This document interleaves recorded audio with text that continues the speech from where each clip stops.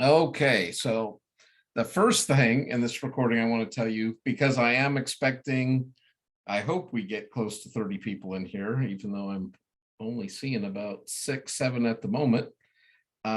It's too much, and not everyone's logged in their full names. So the way I'm going to give you credit for attending the live session is if you'll click in the grade book or in the link on lesson 1.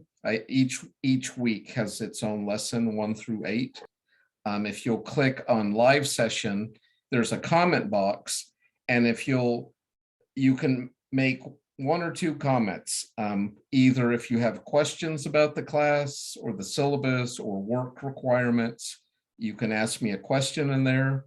Or if you don't have any questions, but there's a certain issue on this topic of origins that kind of nags at you, or you don't really have a good explanation for, and you would like me to cover it in the next 8 weeks, put that in the comment section. And that way I can just go through and see what your interests are, see any questions you may have, and then I'll know that you actually were here, and I'll give you your 50 points for the live session. And I think this is something Corsini started when he came. He just wanted the students to at least see they actually had a teacher. I wasn't a robot, and you had someone actually there with you. But I developed this course, and the way I designed it, I've been teaching it on the online version for probably the last decade or more, even though I don't teach it in the traditional college. It is usually done by the science department. But the people running the APS or the online department just liked my interaction with the online students, and so they asked me to teach this class. And in the past, they used to be mostly older students. Maybe they'd raised their family, or they'd had a career and they were coming back to school. And so I think they just wanted an older guy in there with the older students. But anyways, I love this class, but the way I set it up, it's kind of like a boxing match between young Earth creationist and Darwinian evolutionist. And what we're going to do each week, we're going to have different topics, and it's like I'm going to throw them into a ring together, and they're going to duke it out. I'm going to show you like videos or articles from both sides. And then I am not going to tell you what to believe or what is true or any of that. I'm just going to expose you to it. And I'm really going to try to help you develop your critical thinking skills. And I did include a video, and I'll show you that as we go through the lessons, to help you as you write your critiques. It's pretty straightforward. Each week, besides this week, all I'm really asking is you respond in the discussion board. Usually try to do it by Wednesday so other people have a chance to respond to your post. I'm just asking you to make 1 post. I didn't make any word count limit or anything, but try to at least give something thoughtful and meaningful to the conversation. And then the same with, there's no word count or number of people you have to respond to besides 1. You can respond to the whole class if you want, but you're only required to respond to 1. And once again, make it meaningful, not just like right on, brother, or good point, sister. Give me some meaning in your discussion board post. And then there is a weekly critique, and that is where you're going to be exercising or showing off your critical thinking skills. So, does anyone have any preliminary questions before I share screen the syllabus? Nope. Okay, so let's start with the syllabus.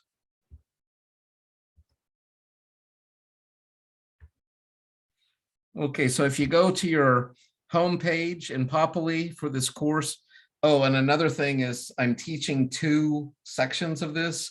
So when you correspond with me, this is section 1. Just let me know it's section 1, and it will save me time trying to find everybody. Although I only have 2 classes right now, so it shouldn't be too difficult. Okay. So the description of the class: scientific evidences related to origins from the perspectives of astronomy, physics, geology, chemistry, mathematics, and biology. critical analysis of special creation and of naturalistic evolution and its variants as scientific models of origins. This course is available every semester. This is one of the college's special requirements that everyone has to take. Although you could also take philosophy of origins, or I got them to accept world religions for this special college requirement. So just to give you a heads up, if you've had those classes, you may still need the units, but at least for the special college requirement, scientific models of origins, philosophy of origins, or world religions all fulfill that requirement. The way the course is broken down into points, the discussion boards are worth 15% of your grade. Like I said, there's one each week. This live session tonight is worth 5%. There's a museum critique or research paper. I don't want to give you false hope, but depending on how this whole pandemic thing unfolds, I may revisit that and make some adjustments. If anything, I'm going to adjust it down, not up. And then the reading or video critiques. And so if you want to look at this, can you see the syllabus I just pulled up? Okay.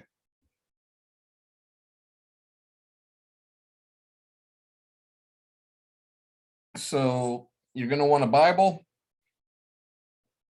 This is the book we have with Gary Parker. I put it there under books. It looked like there is a Kindle version that's about $10, and I think the paperback is about $15. So it's pretty cheap. These are articles that I want you to read, and I just provided the links for those, so you don't have to purchase those articles. Okay, this is what I'm hoping to accomplish over our next 8 weeks together. The mission of the History Social Science Department is to mentor students, including willingness to represent Christ within a culturally diverse society while acquiring general knowledge, scholarly reasoning, and research skills. I want you to be able to define the evolution and creation models of origins. And you might say, well, I thought this is a Christian school, Blackburn. Why should I need to know what evolution is? Because I'm trying to educate you, not indoctrinate you. Let's start with that. What is the difference between education and indoctrination?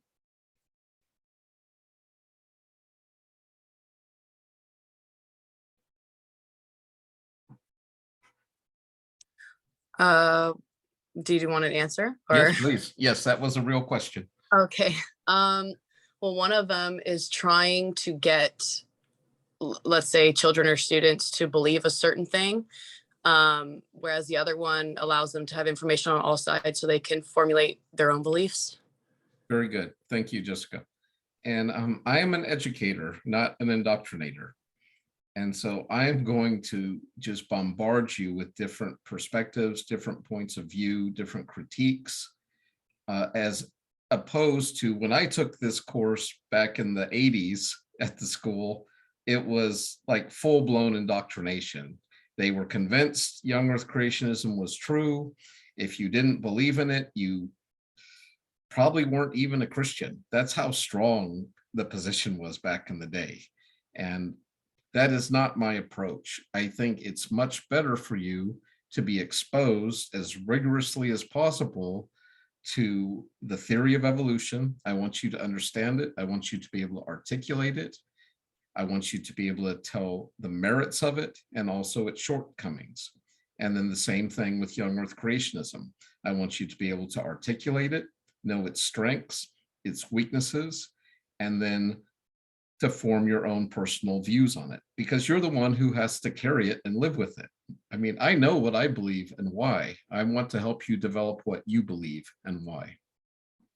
So I want you to be able to define the evolution and creation models of origins. For those of you that took anthropology with me, I just want to harp on this difference between education and indoctrination again. In cultural anthropology, the fancy term for it is called enculturation. And that is where your society, your parents, your religion, your schools, the entertainment industry, they are teaching you a view of reality. They're telling you what is normal, what is true, what is real. But that is a form of indoctrination. They're not putting it up there for grabs or debate or dispute. They're simply saying, this is reality, this is true, this is what you need to believe. And we're all enculturated into a certain environment or worldview or religious or scientific perspective. What I'm trying to do is to get you, whether you're an evolutionist or a creationist, to be able to momentarily kind of set those goggles aside and to try on the goggles of a different point of view. And I want to show you the world through different lenses. And then that will enable you to be able to actually take these different lenses and look in different ways and see how these people are viewing the world. And hopefully, after seeing how these two combat each other, you'll be able to take what you believe is true and correct and let go of the rest. But you'll know why you're letting it go, not just because I said so, or your mama said so, or your preacher said so. All right, onward. I want you, this is what we're going to be focusing on this week.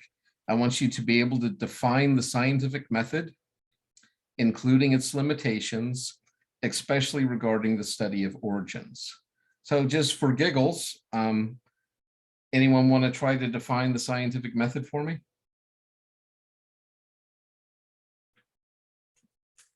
I think that's your first discussion board post, by the way, too. And like, isn't it like in the most basic terms, like the way in which scientists like research things, like at certain steps you have to go through? Yes. Like, yeah, you have to test, you have to make a hypothesis, you make your like control groups. Yes. And like at the end of the test, you see if your hypothesis is right. Very good. Right. So you start with observation, you form a hypothesis based on those observations, you test the hypothesis. If the test is corroborated, you strengthen it to a theory.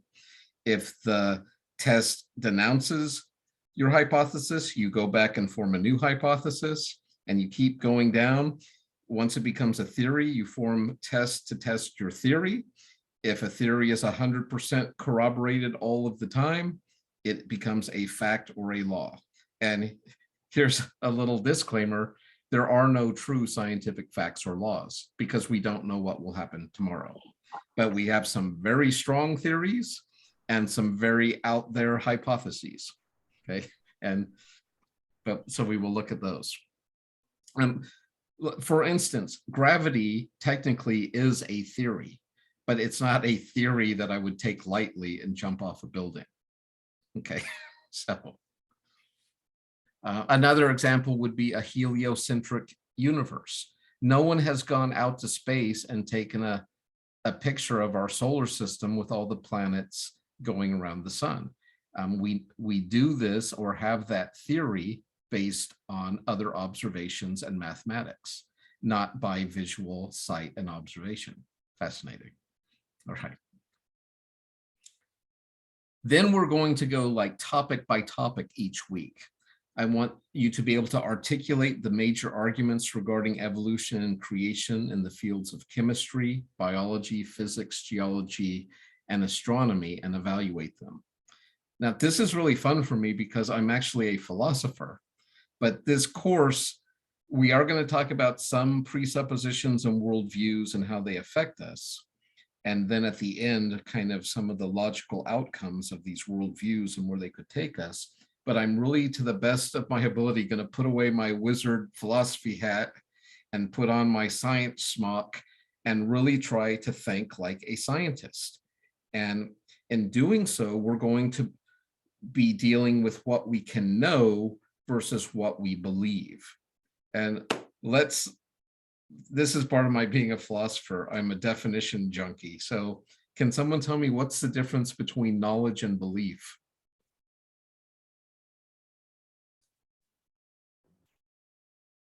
I mean, when you believe Beliefs something, are it based doesn't on have to be opinion. proven. Okay, we have, yes, beliefs are based on opinion. What did you say, Bruce? I was saying when you believe something, it doesn't have to be proven to the satisfaction of anyone else. Right. It's just within yourself. Right. Knowledge is typically something that's acceptable within a certain realm, whether it be a cultural group or setting or your religious group or anything of that nature. Very good. What I like to tell my students in my philosophy classes, to mess with them a bit, is we often think of terms of faith at a Christian school and religious circles. And I remember asking one of my philosophy classes once, like, what is the opposite of faith? And a lot of people wanted to say doubt, but doubt is a prerequisite for faith. You can't have faith without doubt. The opposite of faith is certainty. And I tell them, Jesus had no faith. Why did Jesus have no faith? He didn't need it because he knew. He didn't have to believe. He knew. Fascinating. Faith is that bridge that takes us from not knowing to knowing, but it's done, and there's different types of faith, right? There's wishful thinking, self-generated faith. I've been a Raiders fan since 1976, and what a great game last night. Holy cow. We tried so hard to give the Chargers a tie, but they wouldn't take it. Anyways, even though we've been in the drought for 20 years, I still have self-generated faith that somehow they're going to pull it out the last 2 minutes every game. It's just silly and nonsense. The difference between that kind of self-generated faith or wishful thinking and God-given faith is it's a gift from God. And the faith we get as a gift from the Holy Spirit provides us with more certainty than knowledge. It's another of those Christian paradoxes, but we're not talking about science now, right? Now we're talking metaphysics, not physics. And so in this class, faith answers or because the Bible said so are not going to cut it. It's going to have to pass those scientific steps and test if we want to talk about it as science. And for the first week, I have a really excellent video for you from Stanford University, and they did a 150-year celebration of Darwin. And so that would have been 1859, so 150 years, that would have been 2009, I'm guessing, is the 150-year celebration of Darwin's publishing The Origin of Species. Anyways, they brought in all these world-class evolutionists, and the first person I want you to watch is Dr. Eugenie Scott, who works for the National Academy of Science. And what she does with her team is they travel around the country, and say you're a Christian teacher, or let's say you're an evolutionist in Alabama, and the local school board is a bunch of Southern Baptists, and they want to run you out of town on a rail because you're suggesting we evolved rather than be created. Well, Dr. Eugenie Scott and her team would come in and provide you legal support as you fought the religious locals of your community. And so her talk is about how do we know things, and is it appropriate to teach supernatural creation in science classrooms? She doesn't care if you want to teach that in religious studies or a cultural anthropology class, but she wants science taught in science classrooms, not religious-based creation beliefs. And so it's a really excellent video. And when we go through lesson 1, I'll show you what I would like you to watch and the options there. And then finally, I want you to be able to research information relevant to a discussion of evolution creation issues in order to evaluate new arguments and discoveries. In other words, I want to give you the tools in this class, so maybe 6 months from now, they're going to dig up some new missing link or some new ancient species. And I want you to have the tools to be able to look at what was discovered, to ask pertinent questions, and then to make a critical evaluation. And remember, by critical, I don't mean just negative. I mean, when we critique something, we want to show its strengths and merits, as well as its shortcomings and weaknesses. All right, onward. Live session, that's what we're doing right now. Discussion boards, I talked about that. And now here's the guidelines for the video critiques. So there's 3 parts. You can do any videos I post, or any reading from the textbook, or any articles I post. Those are all fair game. Also, if you look on the right-hand column on the Populi page, there are links, and I have a link to my YouTube page.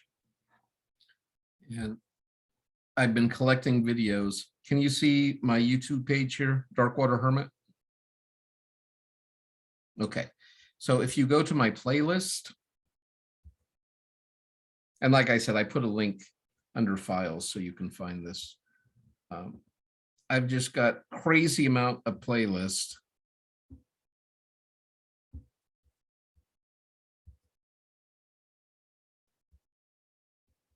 And I've been collecting, let me minimize this so I can see what I'm doing.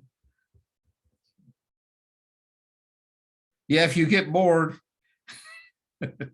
I've been collecting YouTube videos for a long time.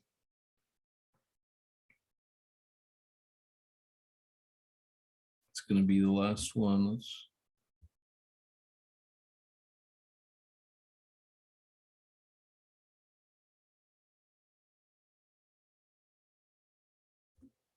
Holy cow. Yep, last one. So you can click and see the playlist. You're welcome to use any videos on this playlist to critique as well. And I have both creationist and evolutionist videos. A lot of these I have interwoven in our weekly lessons, but not all of them. So there's a lot here. And if you find good ones, I'm always looking to add new ones to my list. So that's that resource. Okay, let me go back to the syllabus. All right, can you see my syllabus again? Nod your head, Cheyenne, if you can see it. Okay, all right, so when you watch one of the videos like the Eugenie Scott one, or you read one of the articles, this is the assignment. I want a paragraph, just a paragraph. You don't have to go on for pages, but tell me what the video or the article was about. And by objective, I mean, I don't want any I think or I feel statements. I just want the facts. I want to know what it's about. I should not be able to tell if you liked or hated the article or video based on your objective critique. You're just telling me what it was. Then, after you give me that paragraph, I want you to give me an objective critique. And this is really difficult for people because most people will like the parts of the video or article that they agree with, and they'll dislike the parts they don't agree with. That is being subjective, not objective. I want you to be able to step back from it and to ask yourself, what were the merits of this speaker? What was the merits of the information they shared? And I want 5 of them. On some of the videos, if they're shorter or tiny, you could actually combine a couple if you need to get the 5. I'm okay with that. Just you need to tell me which ones you're doing, because some are only like 5 minutes. The one I have for you this week is an hour. Then I want you to do the same thing. I want you to tell me the cons, and the cons are not because it disagrees with you, but I want you, based on what that person is saying, what are the weaknesses of their arguments or their presentations? And I want 5 of those. Then, and a good way to check yourself is to ask yourself, would someone who agreed with the article and someone who disagreed with it both agree that these are strengths and these are weaknesses? That helps you know that you're being objective or on the objective path. But I still do care about what you think as individuals. And so I want you to conclude it with a paragraph that is your subjective or personal opinion. Okay. but these need to be really distinct.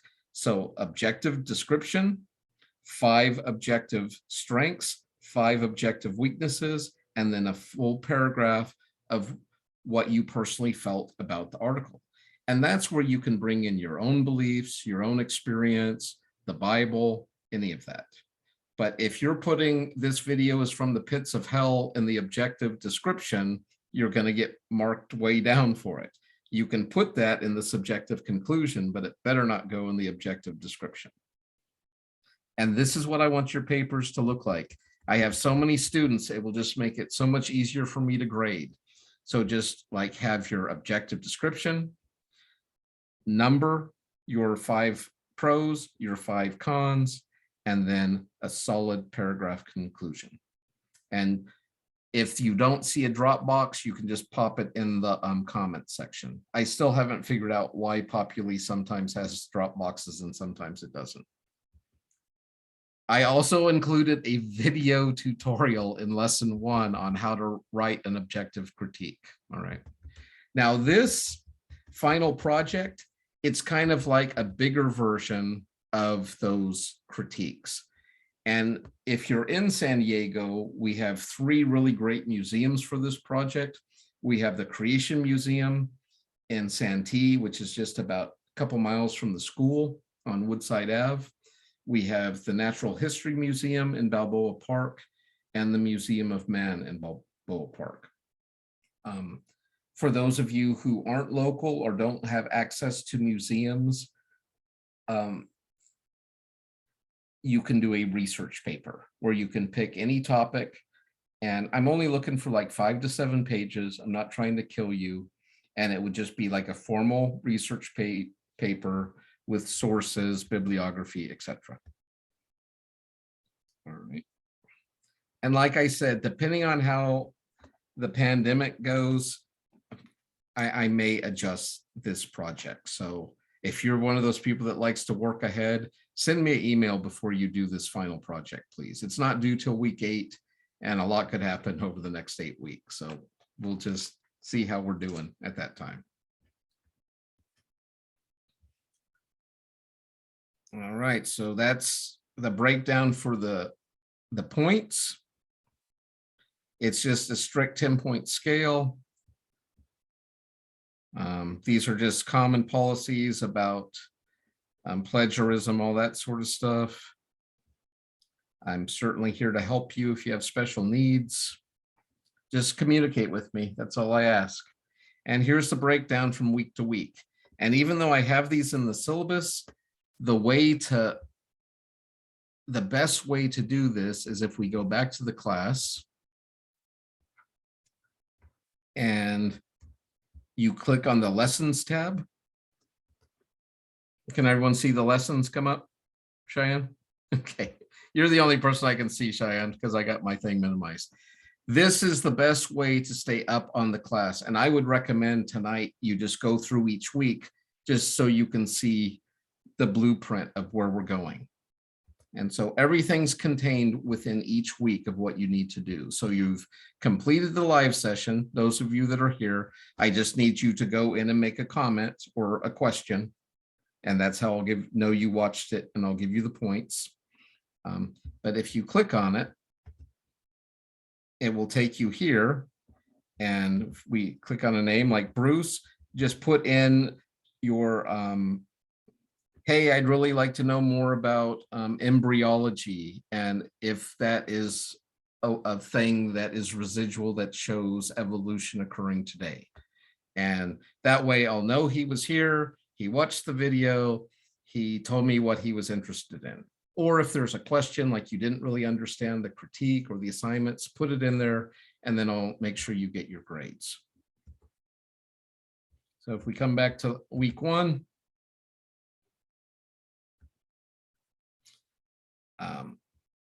I want you to read chapter 1 in Parker's book. If your book doesn't come till next week, it's fine. You'll still be okay. I want you to read Genesis chapters 1 through 11 every week. And you might be like, really, Blackburn, every week? And when I took this class back in I think I took it in 1980, for heaven's sakes, amazing. I actually had Gary Parker for a teacher, so I'm so excited to get to use his book. What I liked about him was he was a nice and kind man. Many of the creation evolutionist debates back in the day, they were just knockdown, drag 'em outs, and I did not think they were very Christian. But Gary Parker was both intelligent and kind, and I think that is a wonderful, godly combination. And he had us read Genesis 1 through 11 before every class. So in a semester, traditional semester, that's like 27 times over the next 4 months I read it. And what began to happen from reading it so often, I began to notice things that I had never noticed before. For example, what day did God create water? That's a real question. Anyone know? According to Genesis.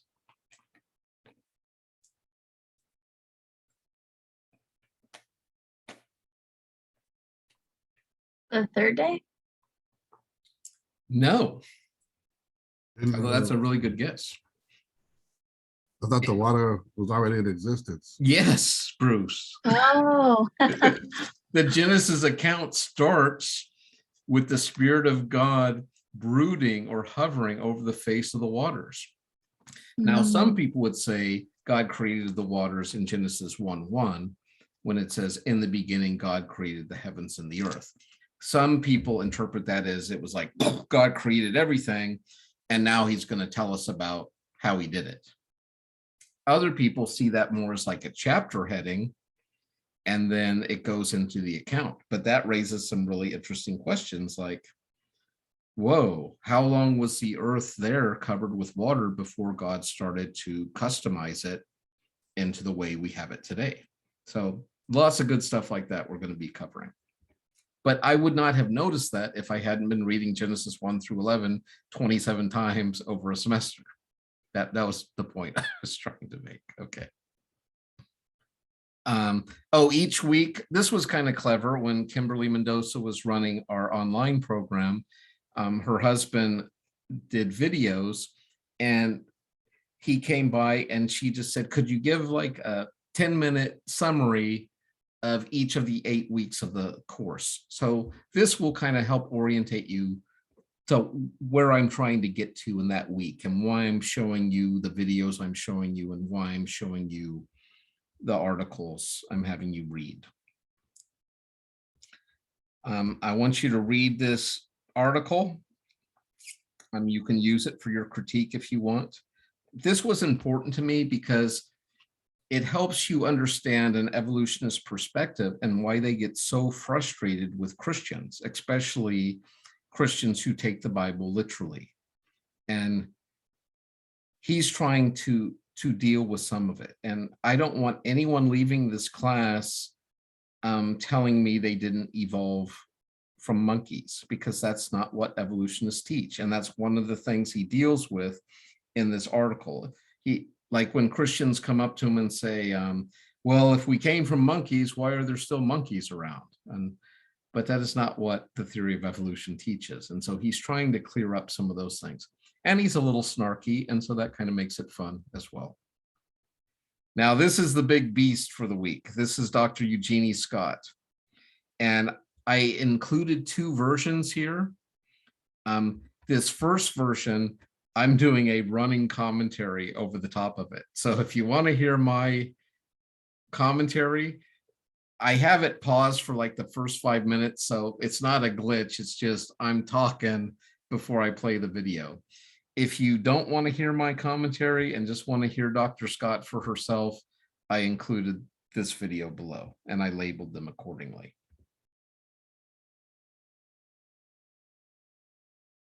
Oh, and this is this week's discussion board post, and it's what Eugenie Scott talks about. So if you watch the video, you shouldn't have any problem doing this. Oh, I tried to clean up these things.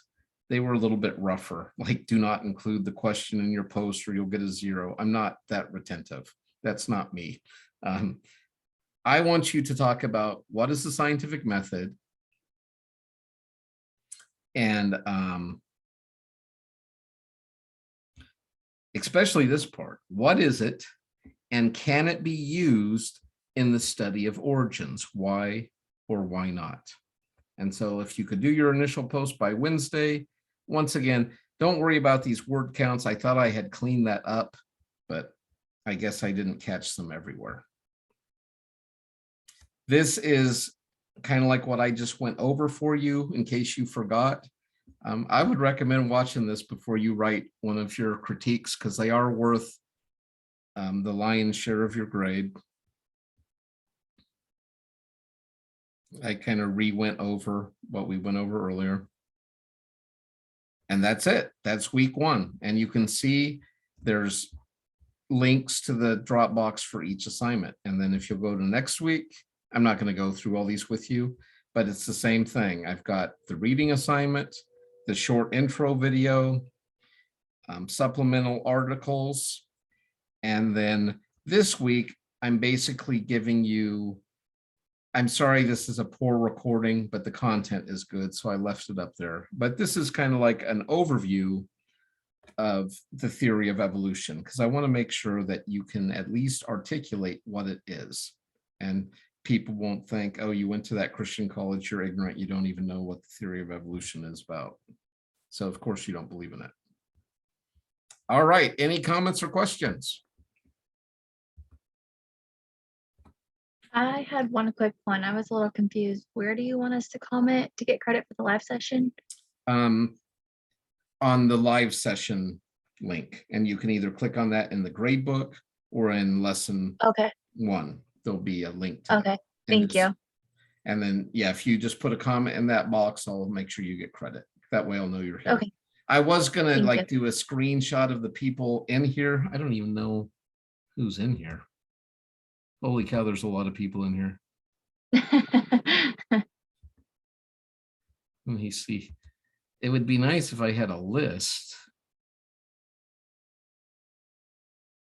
But yeah, like half the class isn't here. So what they're going to have to do is watch this recording. And if they want their points, they will have heard me say you have to make a comment. And if they don't make a comment, I'll know they didn't watch the video. It would be very simple. Okay. Did you say anything in particular that you wanted us to comment, or just that something you Just said, or if you had any questions that weren't covered or that come to you later, or if there's something particular, like to me, if I was taking this class and a teacher asked me what I wanted to know, I'd ask them, could you please talk to us about symbiotic relationships? Does anyone know what a symbiotic relationship is? It's where two species are mutually dependent on each other. It's different than a parasite where one lives off the other. In a symbiotic relationship, they need each other. So there's like certain tropical orchids that only have one particular moth or butterfly that pollinates that flower. And that flower provides the food and shelter for that insect, but they need each other to survive. And to me, that is a problem for evolutionists and for creationists. Why is that a problem for an evolutionist? Because it blows the theory that we can't, we evolved from a different species. Well, right, and it would mean that insect and that flower would have had to evolve simultaneously to get to that point where they needed each other. Like, for example, termites have an organism in their gut that digests wood, and they cannot digest wood without it. But that organism in their gut can't live outside of a termite. So they're different species, but they need each other to survive. And that's a problem. But it's also a problem for creationists, because there's no talk about Noah bringing orchids or yuccas or acacias onto the ark with the ants or moths or worms that needed to live in them. So that's what I'm talking about. Something that's just weird. Another question I would like to ask is like, if the universe is only 6,000 years old, how do you explain when we see supernovas today that supposedly the light had to travel millions of years and we're now just seeing it? How would you explain that as a young earth creationist? I would look at it from, Genesis, 1,000 years to us is a day to God. Time and space is different. Yeah, but we ain't talking thousand, we're talking millions of light years. Yeah, Holy true. cow. But the speed of light travels faster than what our knowledge of time is. Time. Now you're making me want to be a philosopher, but I'm not. Data scientist now. Okay.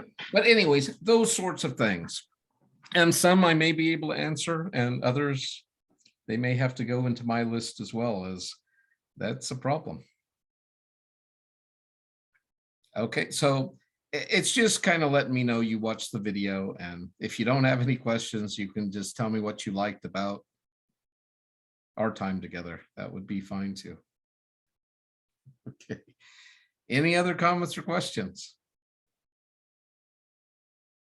When is the discussion papers or the critique papers due? Are they due on Wednesday or not a week or?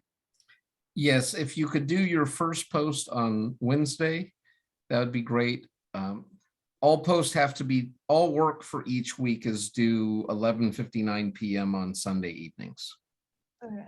So if for some reason you can't get to it Wednesday, I'm not going to freak out about it, but everything does have to be in by 11:59 Sunday. And that's just to kind of keep everyone on pace. Now you're welcome to work ahead, but don't fall behind. Yeah, if you just got time and you just want to go for it, go for it. Like I said, don't do that final project though, that 200-point one, until you talk to me, just in case I decide to make adjustments. All right. Well, thanks for being here. And like I said, the easiest way to get in touch with me is that email, and comes right to my phone, so I can get back to you pretty quickly. And I know this may be, I guess I should give some disclaimers for those of you who've never had me before. I like to teach first person. And what I mean by that, it's kind of like method acting, where like when Daniel Day-Lewis does a role, like when he did Last of the Mohicans, he like became Hawkeye in his head. And so when I'm teaching you evolution, I'm going to be teaching it like a passionate evolutionist.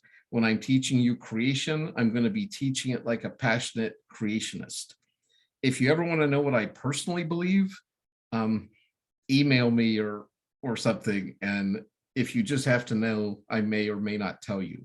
But the point is, I'm trying to not make straw men. I'm trying to give you the strongest versions of each point of view as I can. And because when I went to school here, that was a real disservice to me.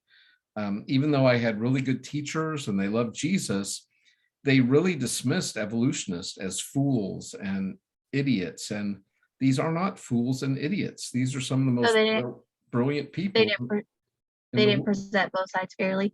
No, it was. And so when I actually met evolutionists that knew what they were talking about, I was really unprepared. And it really was a disservice to me as well.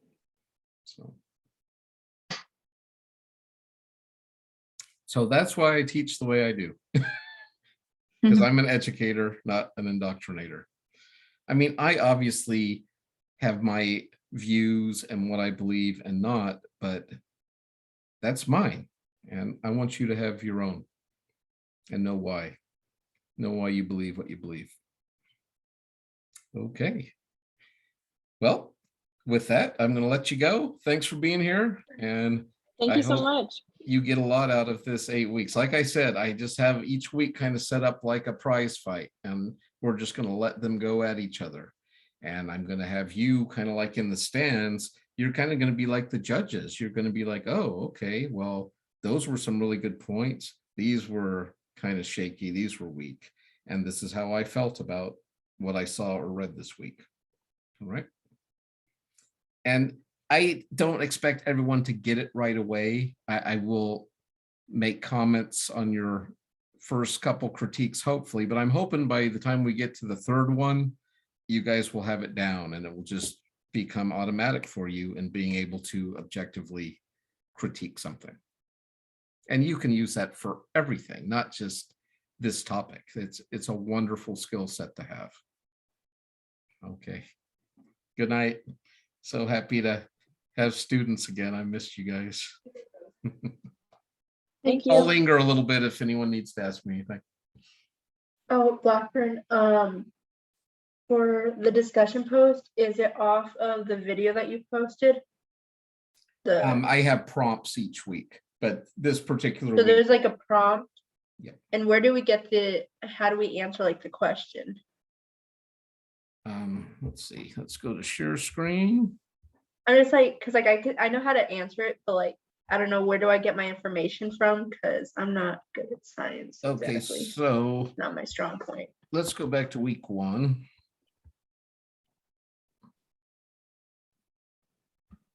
And if you scroll down Mhm.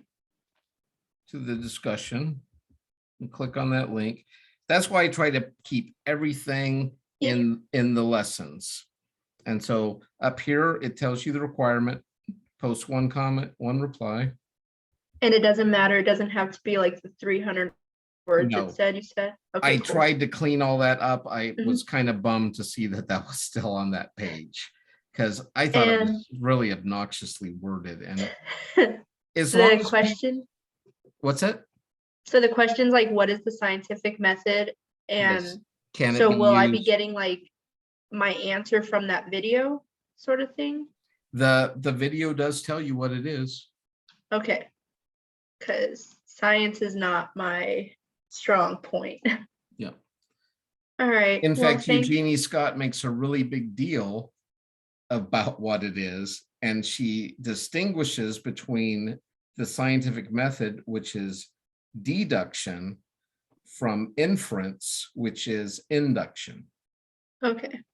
All right. Do you know the difference between deduction and induction?